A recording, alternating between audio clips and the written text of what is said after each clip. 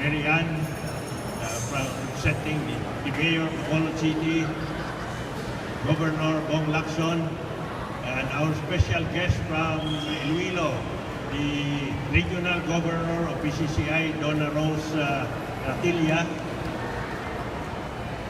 and the President of the Rural Bank Association of the Philippines, Tito Sabelio.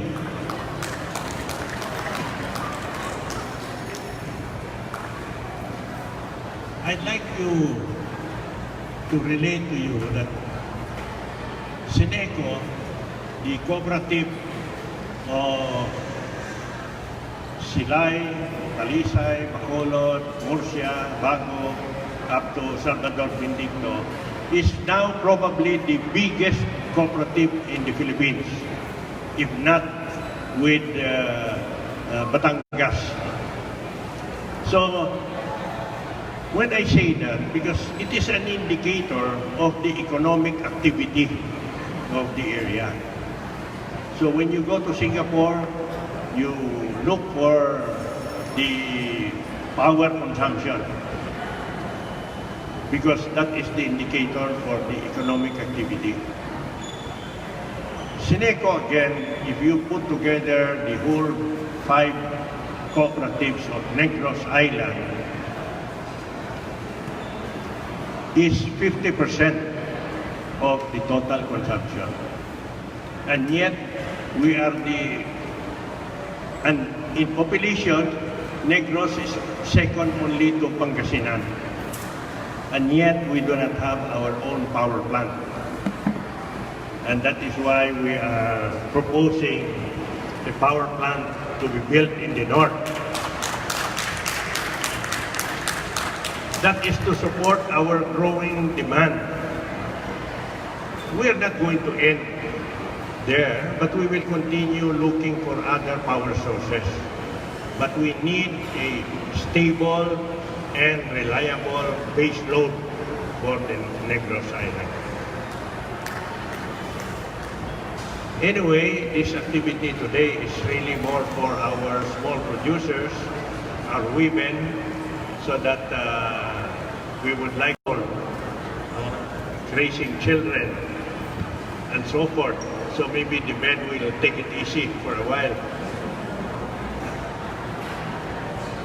But primarily, our targets were in the past, as already mentioned, the cities of Camancalan, and municipality of La Castellana, Pontevedra, City of Bago, and Sagay. These were the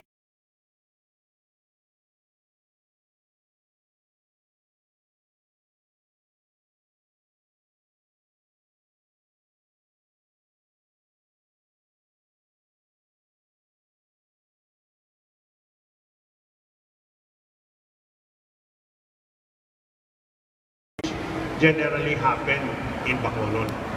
And the consuming public that can afford to buy all these products generally come from Bacolod City because of the higher income of the population. So once again, I would like to encourage our participants to the Department of Trade. And again, I mentioned the rural banks are here.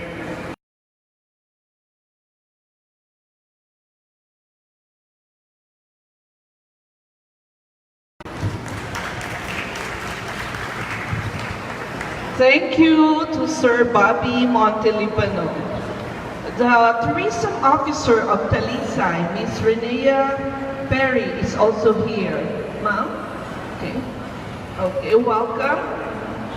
And now we shall hear a special message from a special person, the Governor of the Province of Negros Occidental, Governor Bong Lacson.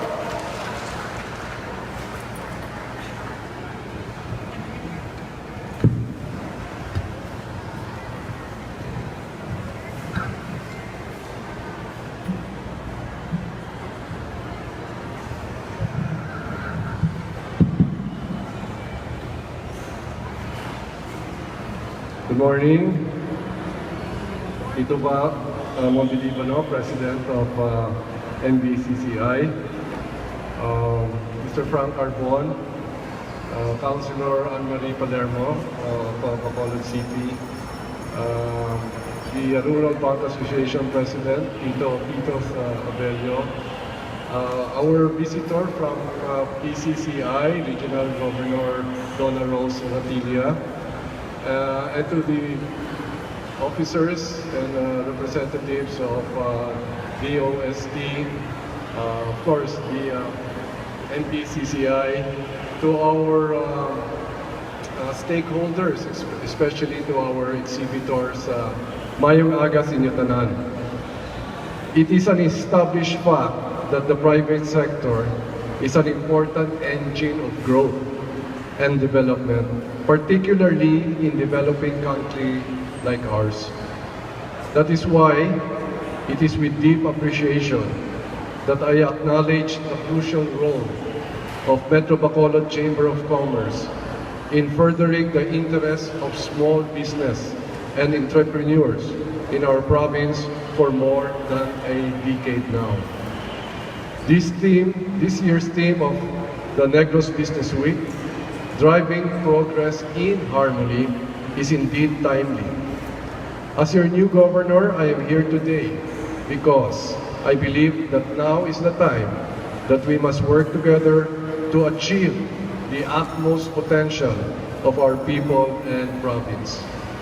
I understand that this year's edition will be more of a food exposition, as it will gather at least 30 enterprises, mostly food processors. Our province is gifted with the most fertile soil in the country, making food products a logical trade good. While globalization is desired and is inevitable, globalization causes competition to be fierce. However, I am a believer of the Negrense talent and products, and I know that with proper opportunities and innovation, our products can compete both in the local and global market. It is high time that we seriously reinvent to show the world that Negros, where you can succeed if you try, where a healthy economy can advance by what we make and innovate.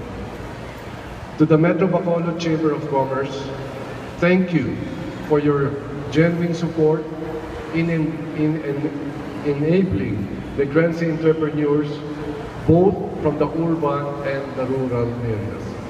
Indeed, the partnership between the government and the private sector cannot be